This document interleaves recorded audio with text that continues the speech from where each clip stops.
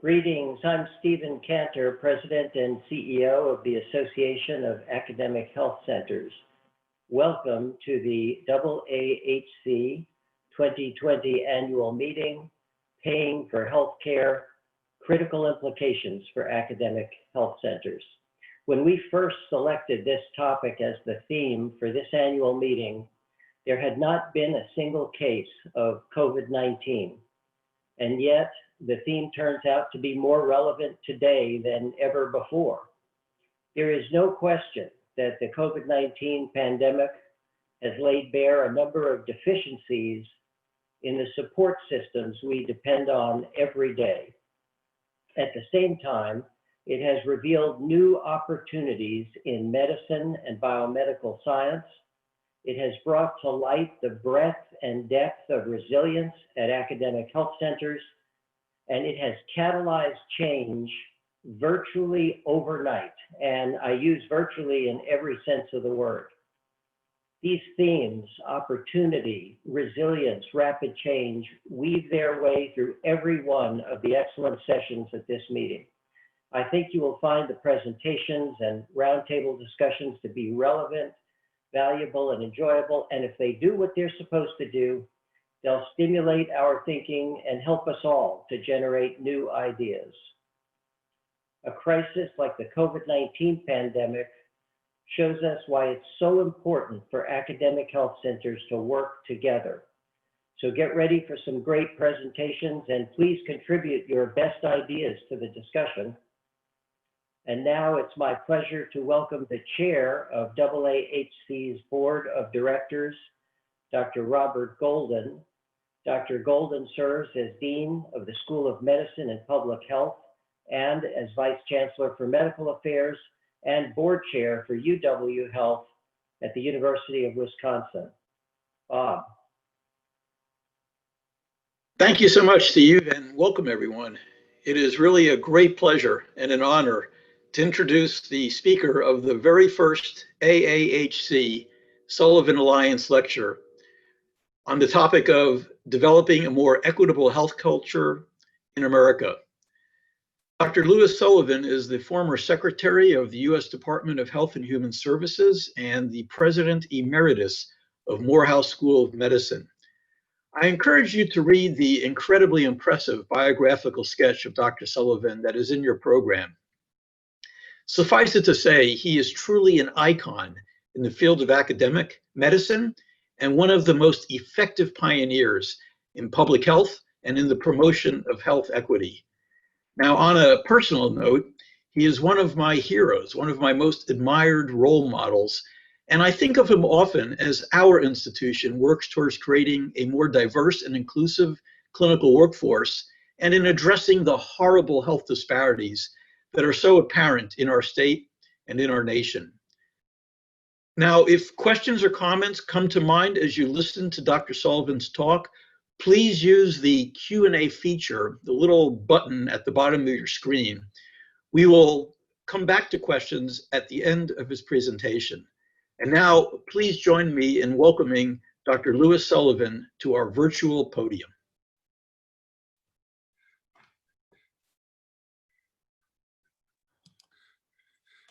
Good morning, Dr. Golden and President Cantor, and members of the AAHC friends. It is indeed my pleasure and my honor to be with you today and to talk about health disparities and access to health care in the 20th and 21st centuries. I'm very pleased to be with all of you today on a very timely, important topic. Inequities in access to health care and in health status have existed on this continent since the arrival of enslaved Africans to the Virginia colony in 1619. Physicians in the English colonies during that time received their training in Europe, and others learned to be apprentices by working with other physicians. The first hospital in the English colonies was organized in Philadelphia in 1751 by Dr. Thomas Bond and Benjamin Franklin. followed a few years later by the first medical school at the University of Pennsylvania in 1765. The next medical schools were at King's College, now Columbia University, developed in 1768, followed by Harvard University in 1783. During this period, the practice of medicine in the colonies was largely unregulated. Many medical practitioners learned their skills by apprenticeship to other physicians, rather than receiving formal education at medical schools. Healthcare for slaves was often provided by other Blacks, who were self-taught practitioners, root doctors, or midwives. And in 1847, David James Peck graduated from Rush Medical College in Chicago, the first African-American to graduate from a medical school in the United States. 2 years later, in 1849, two more African-Americans, John V. DeGrasse and Thomas L. White, graduated from the Bowdoin Medical School in Brunswick, Maine. Other Blacks admitted to a medical school in America were Martin Delaney, David Lang, and Isaac Snowden at Harvard in 1850. But because of resistance from their fellow white students, these three students were expelled a year later in 1851. And in 1863, John DeGrasse became the first Black medical officer in the United States Army, serving with his regiment in South Carolina during the Civil War. And in 1864, Rebecca Lee Crumpler became the first Black female physician in the United States when she graduated from the New England Female Medical College, now Boston University School of Medicine. So 100 years after the first medical school had been organized in the colonies, the first medical school formed to train Black physicians was by the Freedmen's Bureau in 1868 at Howard University. This was followed by Meharry Medical College's founding in Nashville, Tennessee in 1876. 6 additional medical schools were opened for Blacks during the remaining years of the 19th century in Louisville, Kentucky, Raleigh, North Carolina, Memphis, Tennessee, Chattanooga, Tennessee, Lincoln, Pennsylvania, and New Orleans, Louisiana. And because of legally enforced segregation and discrimination, at the beginning of the 20th century, none of the medical schools in the southern United States admitted Black students. Medical schools in the rest of the country had relatively few Black students. And in 1900, the health status of Black Americans was clearly poorer than that of white Americans. May I have the first slide, please? They had a shorter life expectancy, and this is shown in this slide, showing the course of life expectancy throughout the 20th century of Blacks versus whites. At the beginning of the 20th century, the difference was 15 to 17 years between whites and Blacks. Throughout the course of the 20th century, life expectancy for everyone improved, and the difference narrowed, so that by the end of the 20th century, the difference in life expectancy between whites and Blacks was 5 to 7 years. Also note that by the end of the 20th century, life expectancy for Black Americans was better than that of white Americans at the beginning of the 20th century. You slide off, please. At the beginning of the 20th century, because of questions about the quality of medical education in the country, the Carnegie Foundation for Higher Education commissioned a study of all medical schools in the United States. This was conducted by Dr. Abraham Flexner from 1908 to 1910, during which time he visited all of the 148 medical schools in the United States and Canada at that time. He found a number of schools lacking in sufficient faculty, in facilities, in curriculum, and in educational standards.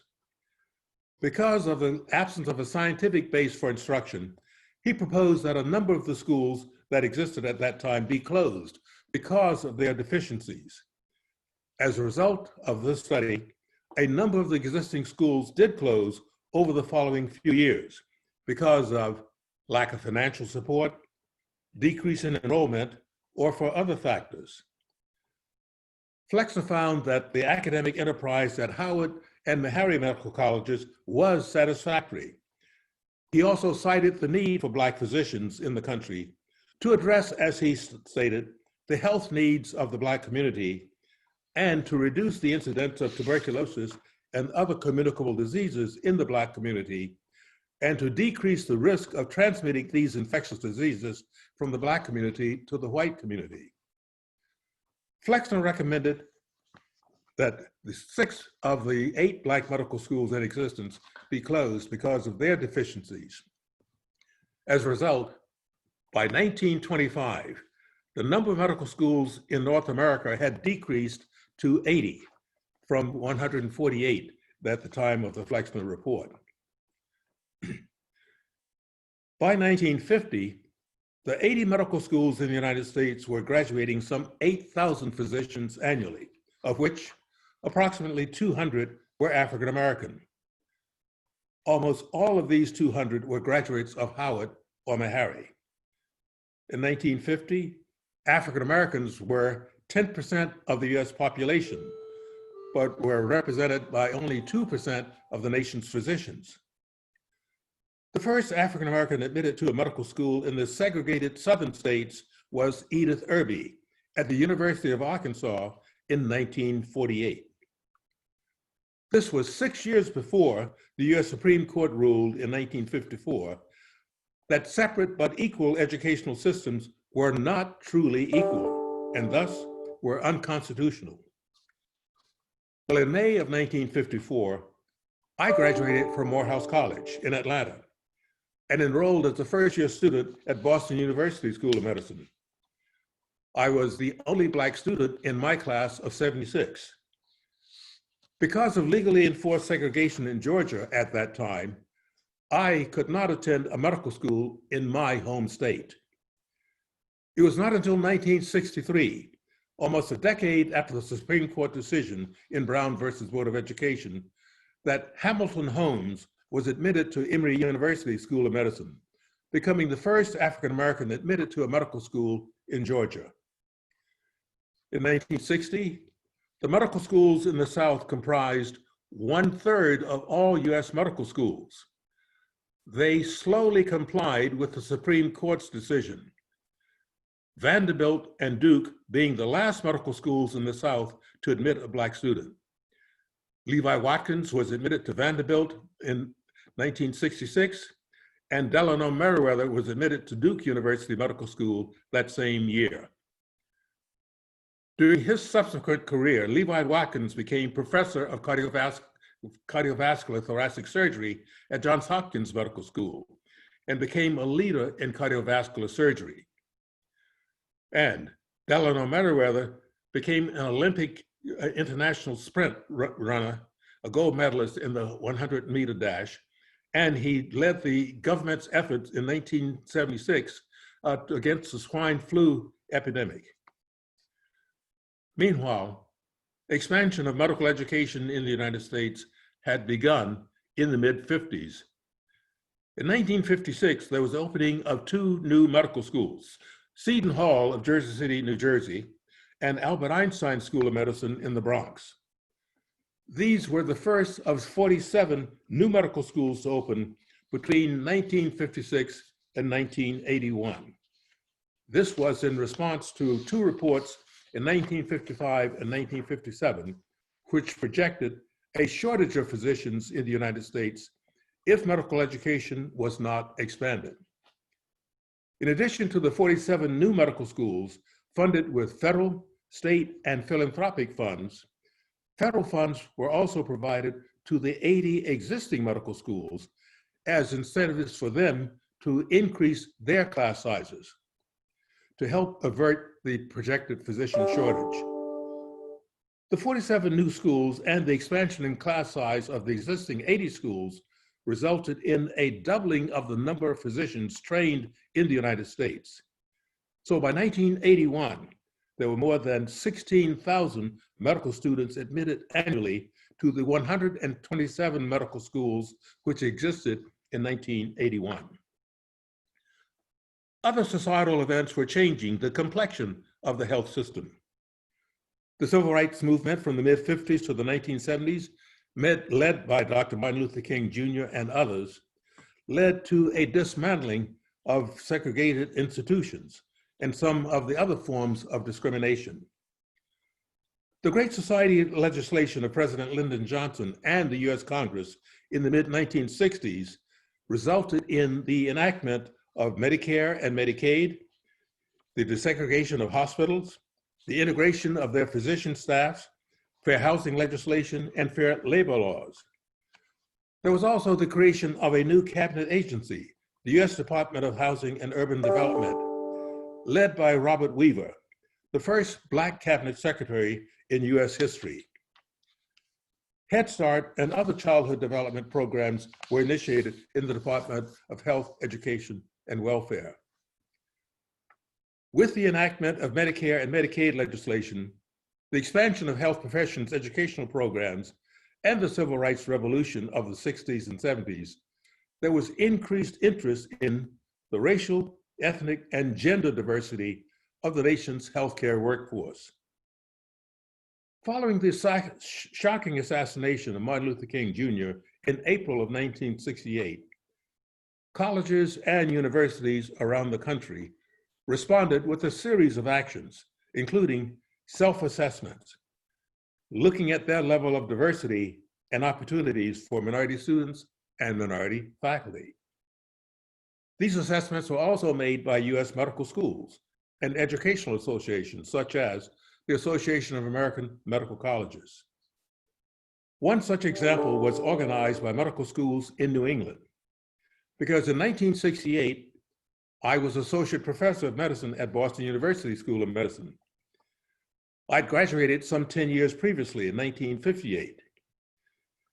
I noted that in 1968, there were 7 African-American students at Boston University, a modest increase over 10 years.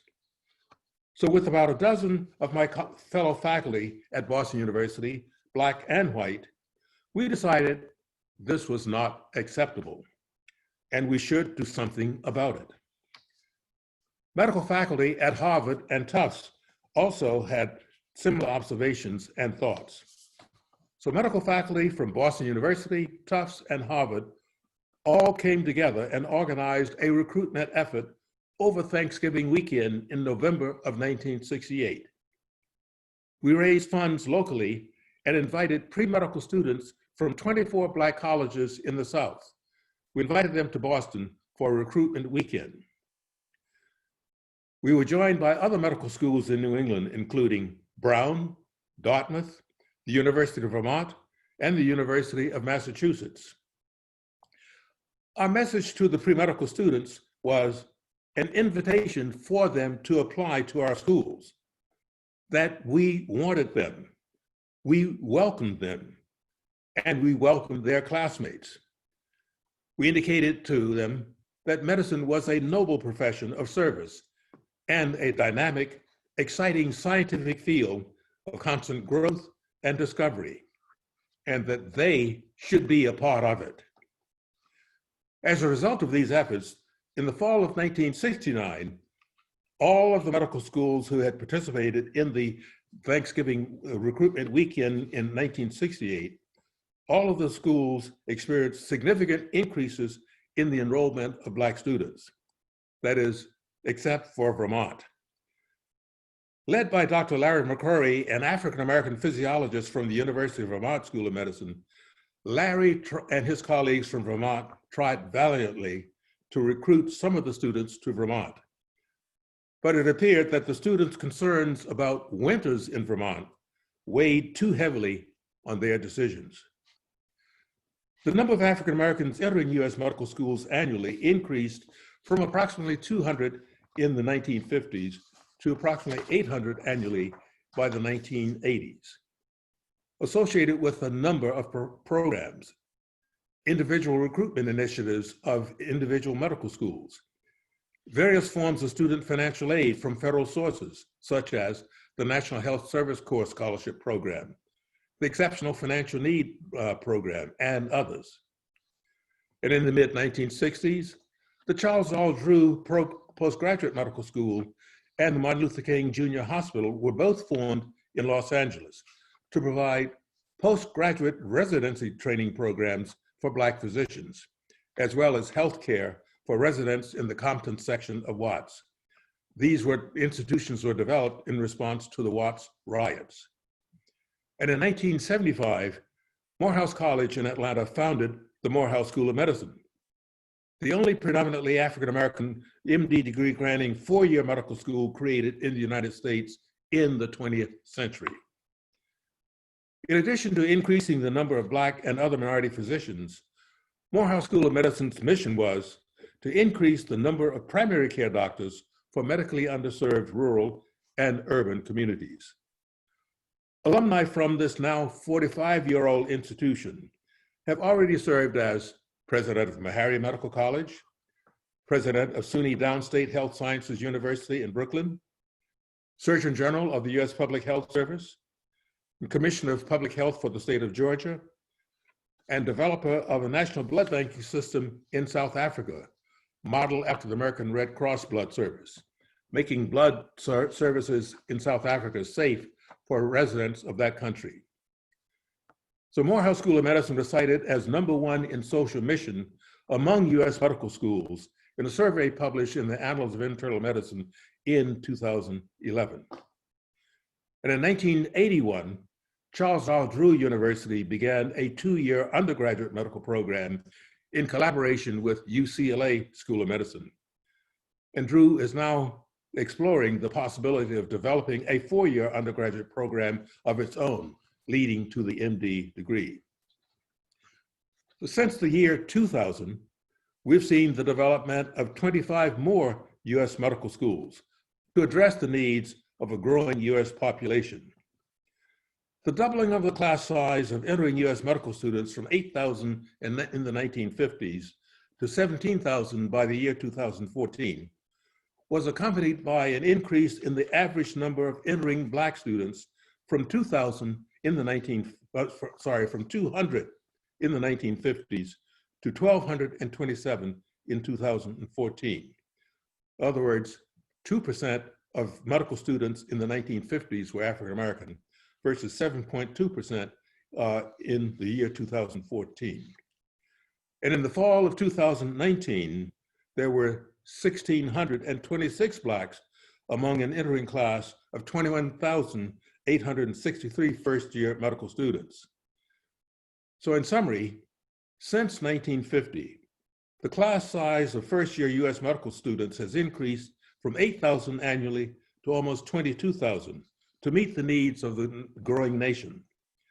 The number of Black students entering US medical schools has increased from 200 in the 1950s to 1,600 in the year 2019, an increase of 2.5% in the 1950s to 7.4% at the present time. During this period, the Black population in the United States increased from 10% in the 1950s to 13% today. So the efforts over the past 5 to 6 decades to increase the representation of Blacks in the nation's physician workforce have resulted in a modest increase, 2% in 1950, 5% of today's physicians, 7.5% of today's medical students. The percentage of Black faculty at US medical schools is also less than 5%, as well as Black investigators. All of these data show the need to increase our success rate in training more Black and other minority physicians. You might ask, why is this an important goal? Well, in the New England Journal of Medicine in 1996, Dr. Miriam Komarami and her colleagues at the University of California in San Francisco reported that Black and Hispanic physicians were 3 to 5 times more likely to establish their offices in the ghetto or the barrio. They further noted that these physicians' practices were different from the practices of white physicians. These minority physicians' practices had a higher percentage of patients on Medicaid or patients with no health insurance at all. In the early years of the 21st century, Several reports have emphasized the rationale of continued efforts to have a racially and ethnically diversified health professions workforce.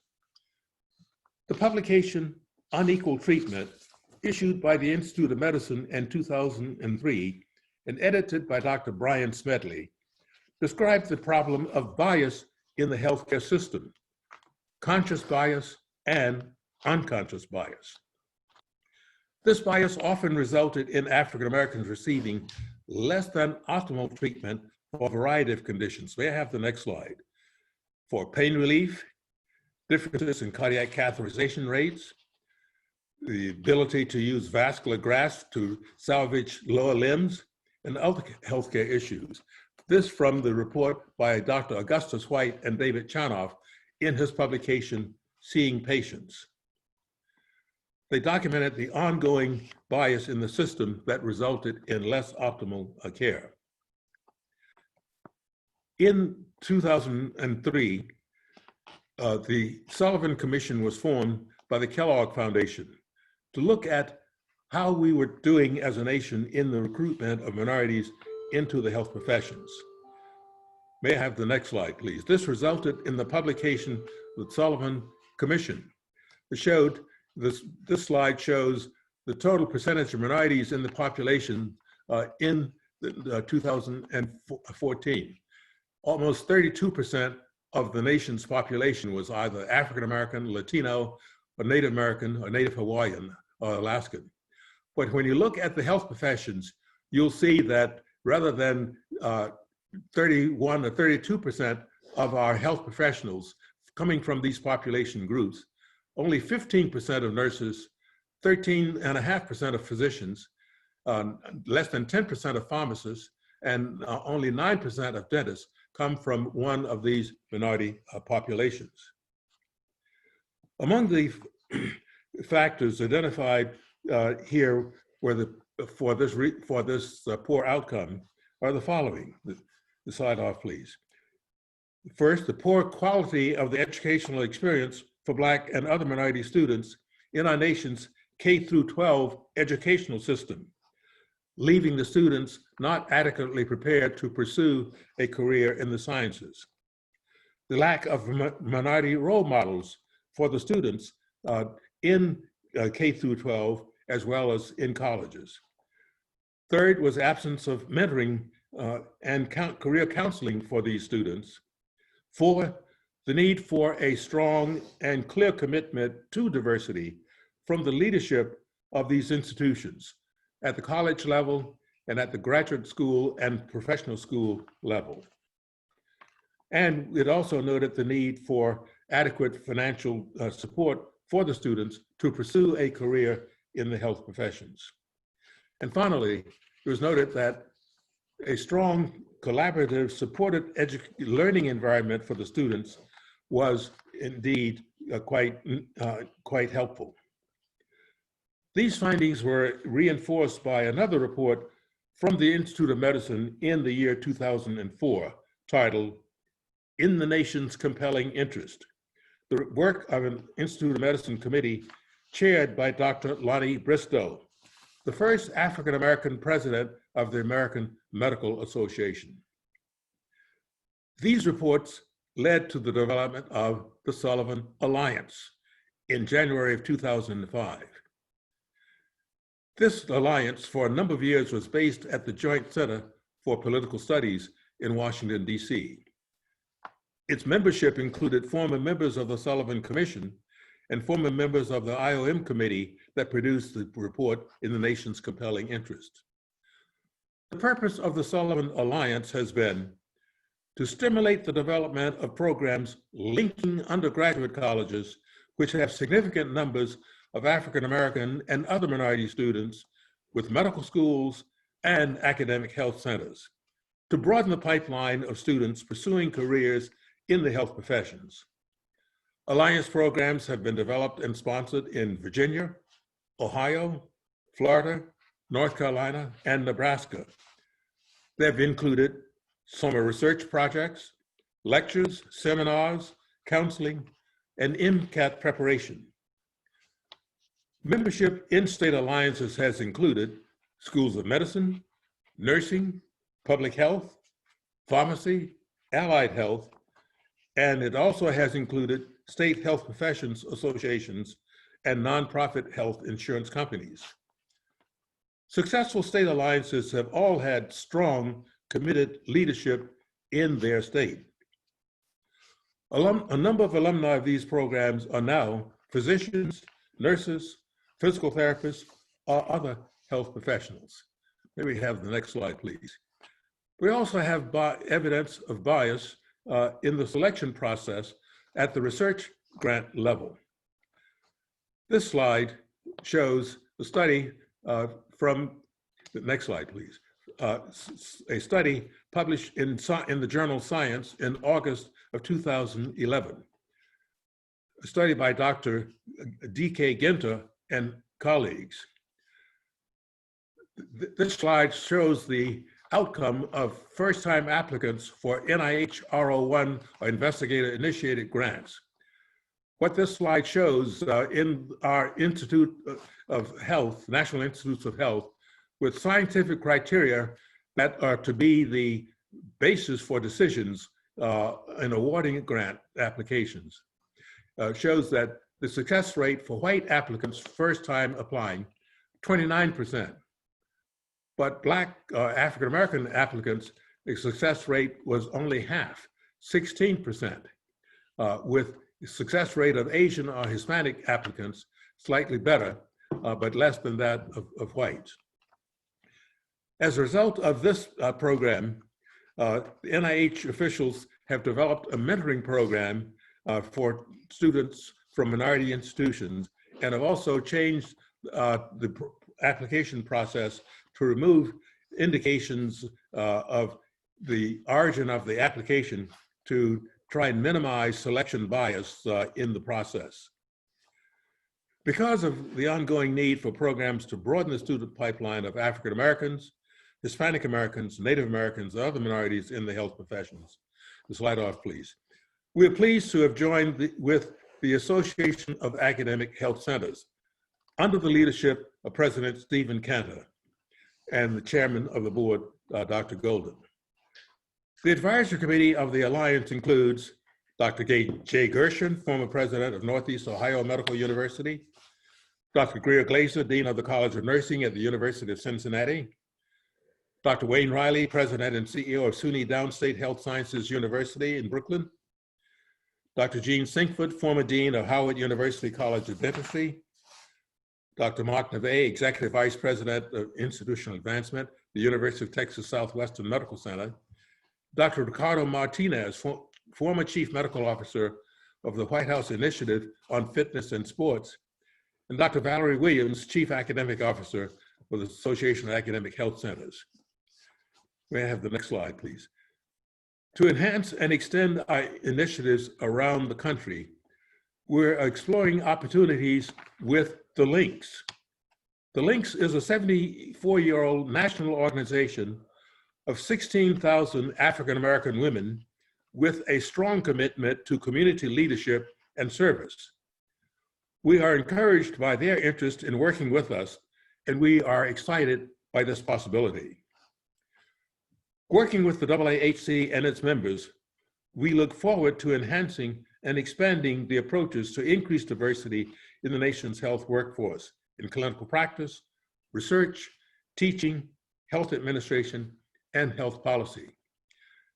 As you see, the commission was formed in September of 2004, followed by the Sullivan Alliance in January of 2005.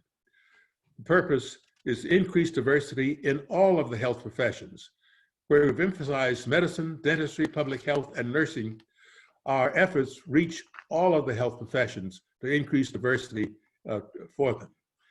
We'll also note that we have worked with the Alaska Native Tribal Council to increase support for dental therapists in Alaska, where dental disease is quite rampant among citizens in that state. And the field of dental therapy, which has existed for more than 100 years elsewhere in the world, is relatively new in the United States and is gaining momentum with legislation in states around the country. May I have the next slide? So the challenges that we face as a society for the 21st century that the Sullivan Alliance, working with the AAHC, is focusing on is improving access to health services for all of our citizens. We need to have more comprehensive and more effective health promotion, disease prevention programs, as well as improving the health behavior of Americans. And we certainly need an increased number and greater diversity of our nation's health professionals, including mid-level providers in our inner cities and rural areas. May I have the next slide, please? We also want to have a more efficient, less bureaucratic organization of the health system and health services. It is estimated that between 25 to 30% of the dollars spent in the health system may be wasted because of inefficiencies, duplications, or fraud. We need to find ways to identify that and eliminate that from the system and use those dollars for delivery of health services. And we also need less political ideology and fewer legal intrusions into the health system. Health should not be a political football, and we should work to decrease legal intrusions from malpractice into the health system that enhances defensive medicine, which results in further waste of dollars. And as we have an increased technological system, we must work to maintain the highest ethical standards in our health system, including codes of professional conduct. And we also need to remember that the health services are scientifically based fields, but they are given in a social setting.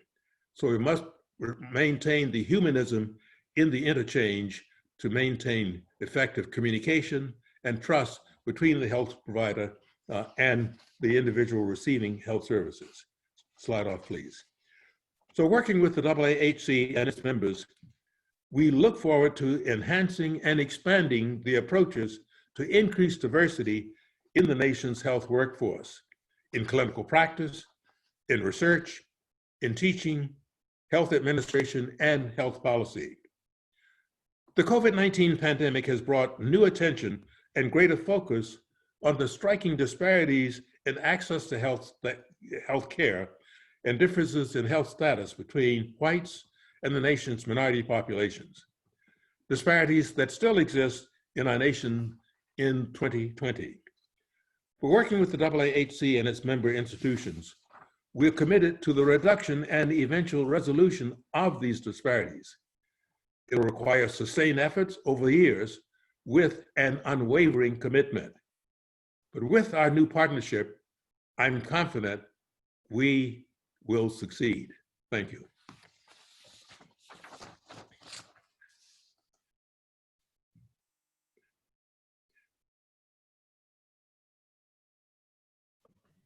Thank you so much, Dr. Sullivan. We already have a number of questions, and I want to remind people that if you would like to submit a question, please use the Q&A icon on your screen. Here's the first one. This is from Mary Beth Gassman. When you were facing racism as a student, how did you cope, overcome the discrimination, overcome the obstacles, and achieve success? Your story is powerful, and young people in sciences and medicine could find it inspiring. Thank you. Well, thank you very much. My experience, and I would say that of others during my generation, was to know that there was racism, discrimination, and to really not lose our self-confidence. I knew my self-worth, and I had my goals, whereas there were these environmental factors and incidents such as trying to rent an apartment in Boston with a name like Sullivan, the most common name in the Boston telephone directory. I'd call up, the apartment would be available, but 15 minutes later when I appeared, somehow no one would be there to answer the door. Well, those things would indeed not only irritate and anger me, but I would not be deterred by that because my goal was to become a physician and to serve my community. And as long as you have your own confidence in the worthiness of what you're trying to do and your ability to accomplish that, those things roll off like water. And I'd say that we believe in the basis upon which this nation was created, that all men are created equal, with equal opportunity. As a nation, we have not reached that goal. But as a minority, I have bought into that goal. And I think others have done so as well. People who are immigrants who come to the country. So we're working to help perfect the country. And we know that that goal is attainable. And we have a responsibility to help attain that goal. So those are the things that support me and have supported me over the years. And of course, we've been joined, as I indicated, by a recruitment weekend in 1968. Most of our colleagues at Boston University and at Harvard and Tufts were white. And we were all working towards the same goal. So knowing that there are people of goodwill and same intentions, that is reinforcing. Thank you so much. Here's a question from Jilin Zhang.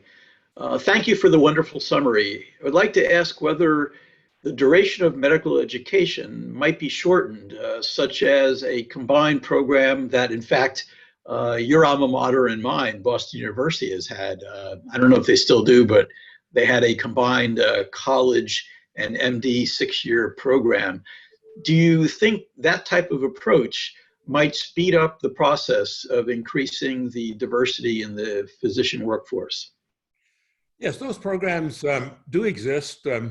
They were really started back in the 60s when Duke University, for example, went to a 3-year curriculum for all students.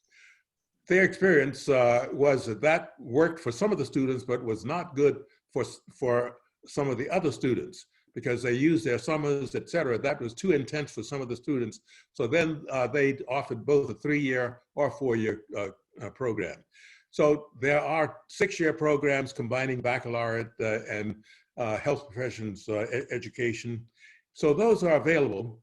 But I think that we should have a variety of programs for those who work, where those programs work well for those students are fine. But we have to be sure that we provide a learning environment that is optimal for the students. We don't all learn at the same rate. So I'm for making sure that we have enough training opportunities for students, all students, white or minority, so that we have sufficient health manpower needed for the nation. So programs that have a shorter curriculum, they're fine, but I would certainly not lean upon those as a major factor in training the health professionals we need. Thank you. Here's a question from Robert Samari. He basically is asking, to what do you ascribe, within the population of Black medical students, to what do you ascribe the gender differences with women to men really having a ratio of about 2 to 1? Well, I wish I could answer that. I don't know. But, and indeed, this is a very good observation, because since the mid-1970s, the number of Black students entering medical school has increased from approximately 800 annually to about double that now. All of that increase has been Black females. And in fact, the report by Mark Neve at the from the AAHC showed that in the year 2014, there were 25 fewer Black males entering medical schools around the country than had entered in 1978. So we have, that's one of the issues that we have to learn more about. Why is that? And find strategies to address that. I think it's a combination of factors. One would be the fact that there are many fields that are open that require shorter periods of training and where financial support is much greater. And that attracts a number of students because many minority students come from families where the financial base is really not very strong. So many students cannot afford to pursue a health professions education and go elsewhere. Others are caught up in the legal system. And so we have a high number of minority males trapped in the nation's legal system. We need to find ways to prevent that from happening, because we need to have those minds working constructively in serving the American public, including minority populations and the majority population as well. So this is one of those areas that I think needs further study to understand that and try and address it. But let me also point out that where it is striking in the African-American medical student body, where there are 2 females for every male, the number of males, white males, white females going to medical school has increased dramatically since the mid-50s. When I was at Boston University, of a class of 76 students, 7 were female. We were second only to the Women's College, Medical College of Pennsylvania. And we attributed our high number of 7% or 10%, a total of 7 females. We attributed that to the history of the institution. We had started as the New England Female Medical College in 1848, became affiliated with Boston University in the 1870s. So we have now more women in medicine overall. And we have need for more women in medicine in many areas. One of the things I was pleased to do when I was secretary was to recruit Dr. Bernadine Healy to serve as director of NIH. And NIH, in all of its history over the decades, she's the only woman to head that organization.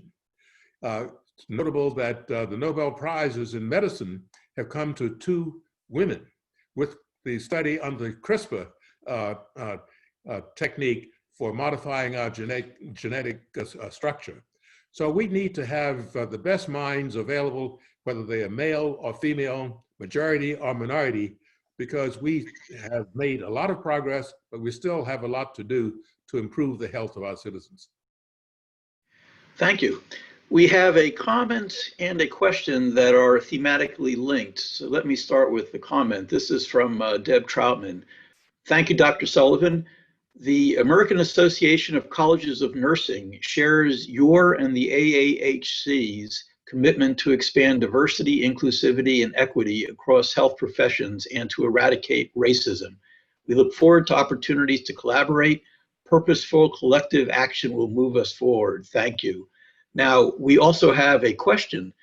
Since, as you've pointed out, there is a lack of diversity in all of our health professional schools, what are your thoughts about programming for URM students together from all the health professional schools? Would that be a way of creating more of a sense of community while we are still struggling to increase their representation at each school? Your thoughts about interprofessional education? Well, I'm a strong supporter of interprofessional education because we have seen the development of additional kinds of health professionals since my days as a medical student. Today, for example, we have physician's assistants and nurse practitioners developed beginning in the 1960s. And you'll recall that when these new professionals were developed, they were fought by the American Medical Association vigorously. But that battle is over now because you find in the nation's hospital staffs in medical practices around the country, physician assistants and nurse practitioners are commonly part of the group.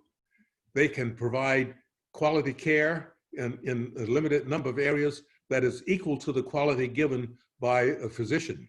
So this is one way of extending our capabilities as well as trying to contain costs. We don't need to have people with advanced training to take out sutures or to do fluoride washes for dental students, dental patients, et cetera. So we, and right now, as I noted in my remarks, the field of dental therapy is really being developed in states around the country. And unfortunately, our colleagues in dentistry are fighting this. I do not agree with their position. I think that's not wise. And I think that it's inevitable that we're going to see these professionals develop because dental therapists provide basic care such as extractions, fillings, fluoride washes, and other preventive measures, including education. And this helps because the dental health of many of our citizens around the country, particularly in rural areas, is very poor. Well, more than 5% of children have dental caries and other dental problems. So we do not have the care for everyone around the country that is needed. So we need to be open to ways of having more professionals there because the need is there. So we have made significant improvements in health of Americans today, but we still have much to do with more improvements to come. Thank you. Here's a question from Dr. Khaled Tabara from the Arabian Gulf University in Bahrain. Thank you for a very educational presentation. I was interested in the data you showed on the NIH grants, and you also mentioned some of the interventions that the NIH did when confronted with that data. So the question is, has there been any follow-up study? Has the situation changed since the NIH is now putting so much effort into avoiding discrimination in the review of grants? Well, thank you very much for that question. There has been a change, but as in many instances, I would encourage even greater change. The NIH has developed this mentoring program with grants around the country for minority investigators. Many times they have lacked counseling or mentoring, or have had an environment that has not been supportive. So all of these things, both scientific and social, that help to develop an investigator are needed. They need to be broadened for them to be successful. And I think it is a little early to really evaluate the program thus far, because this paper was published in 2011. The program was developed and I believe started about 3 years later, so around 2014, 2015, and the development of an investigator, as you know, can be a long process.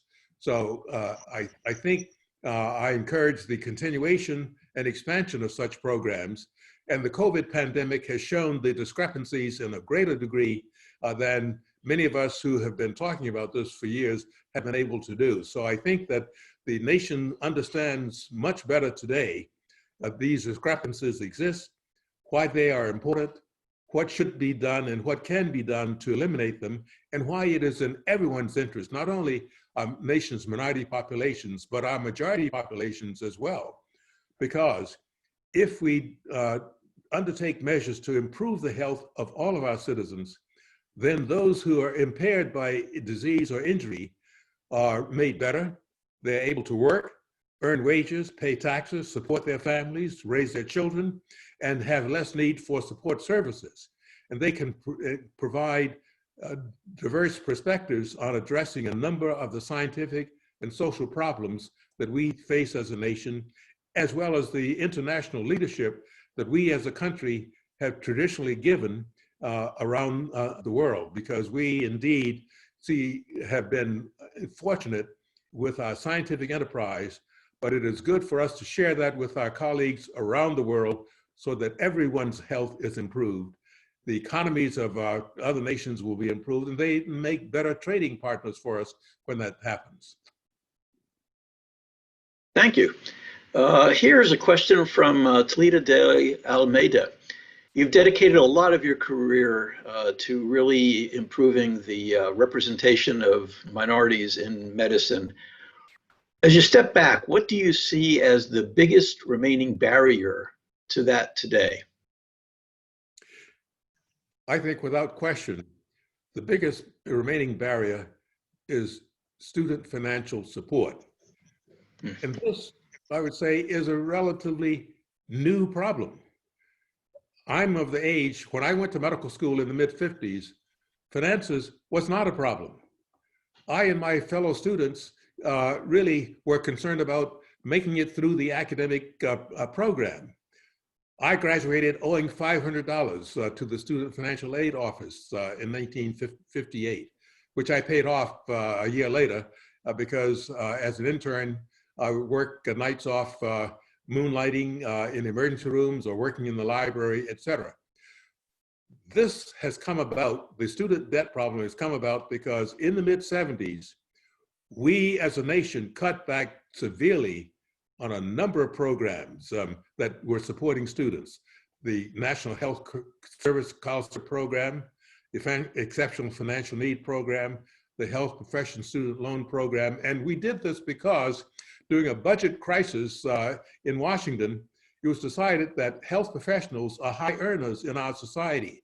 So why should we provide scholarship support to them, let them take out loans and then repay the loans from practice earnings? Well, that is one of those points of view that makes sense if you come from a family that is affluent. If you come from a family that is poor, the idea of graduating owing $250,000 doesn't seem practical. This is one of the barriers that prevents a number of students from applying, but it also means that those students who do navigate the system and end up with such debt, their choices are compromised. They're often driven into high-paying specialties rather than primary care fields. So we have a system that pushes students in directions where they are less needed. So student financial aid, I think, is a problem. We're beginning to see efforts to address this. We need a lot more, but I think if we do this, we will address a number of problems in getting more diversity in our nation's health professions workforce. Thank you so much. We have far too many questions remaining for the few minutes before we need to come to a close. So I'm going to leave you with this as a final question. By any standard, 2020 has been a brutal year for all of us. In addition to the obvious impact of COVID-19, in this country, there's been horrible, devastating resurgences of the worst examples of racism. And those two epidemics of COVID and institutional racism have interacted in ways that make each of them even more brutal. So the last question for you is this. With all that is swirling around and with all of the challenges that are still confronting us, what gives you hope? What gives me hope is American spirit, because with all of the turmoil that we have witnessed this year with the COVID pandemic and with the conflict in many neighborhoods with police brutality, et cetera, we've seen a mobilization of our young people of all races saying that this is not what we stand for. We really are pushing back against that. So that is what gives me hope. This is not only an issue that is addressing the older members of our society that I belong to, but the young people as well. We have in our country a great philosophy that all men are created equal and should have equal opportunity. And as we work towards that, we become better as a nation, we become better individuals. And so that has always reinforced me in my thinking and in my actions. And I see it happening with our young people. So that is what gives me hope. We're going through a period, as you've said, of turmoil, but I'm sure that we will come out of this stronger and with a committed movement of our population to really make us a more perfect union. That's what gives me hope. That I will continue to work for, and I'm sure that all of us working together, we will succeed in going to a brighter future. Thank you. Thank you so much, Dr. Sullivan, not just for being with us and sharing your wisdom today, but for all that you have done. Thank you so much. Thank you.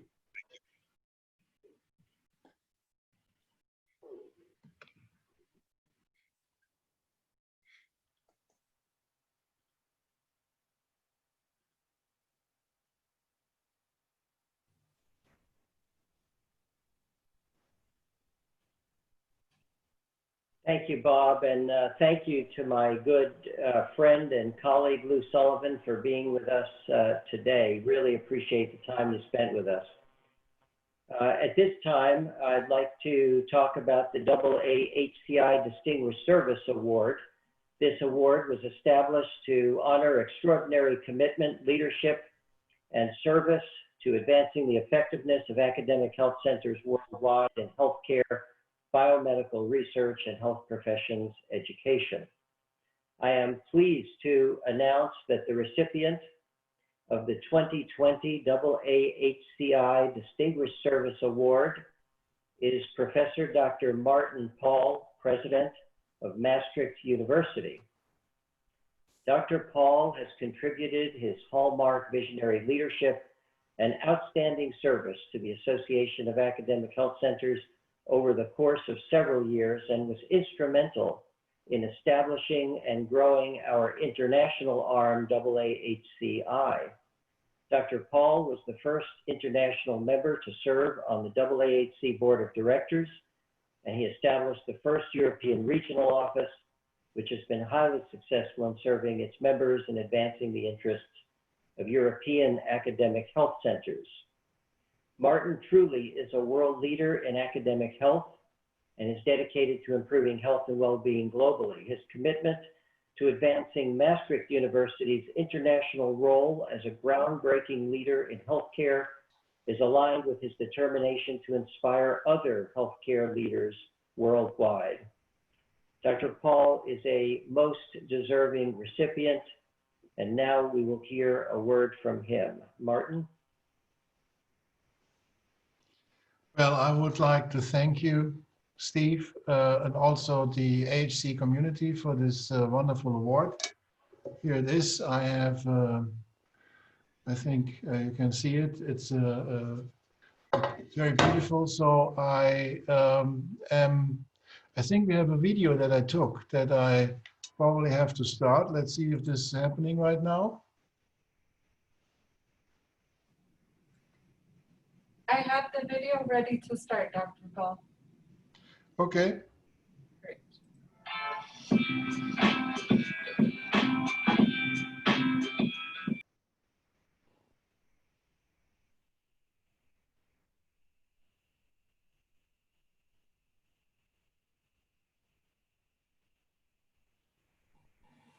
Well, it's silent.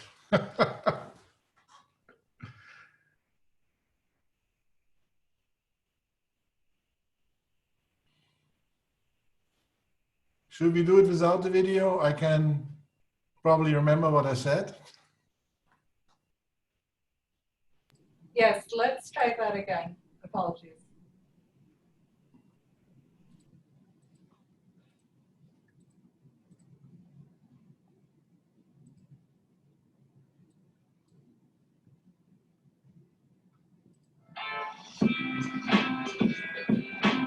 Is it showing? Hello from Maastricht University. I'm Martin Paul, and I would like to speak to you today to thank you for awarding me the Distinguished Service Award of AAHC and AAHCI 2020, which I've received during these special times in the mail.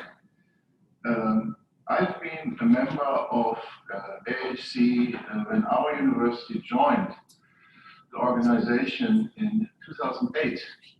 At that time, most of the members came from the US, and I believe we had only 4 or 5 member organizations from outside the United States.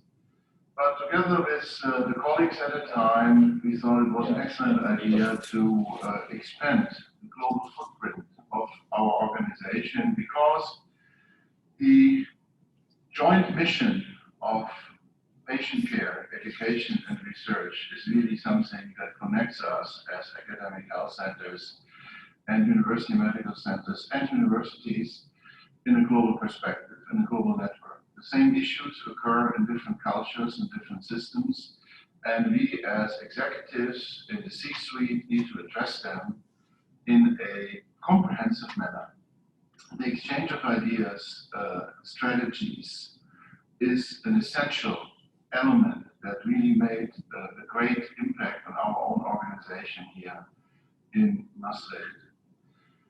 Building This global network, which I believe has now about 50 members all over the globe, has really strengthened the organization, and the creation of the international arm of AHCI has really led to a much wider distribution of our philosophy and ideas. Collaborations have developed, new friends have been made, and I think also with the development of the AIM program, the organization can provide really the expertise and the benefits that tries and helps us to make our organizations, our academic health center, a better place to achieve our integrated mission. I've had the pleasure to be the first international member of the AAHC board. I've set up the European Regional Office of AAHC to really also in our continent be available for partners, recruiting new members, and also give advice and learn from others how we can achieve our mission better. I believe also, finally, that the current corona crisis is really something that makes our organization even more important by connecting, by really interacting with each other and learning from each other. With this, I would like to end without thanking you again. This will have a very special place in my collection, and I hope to meet all of you in real time soon to connect again. Thank you very much.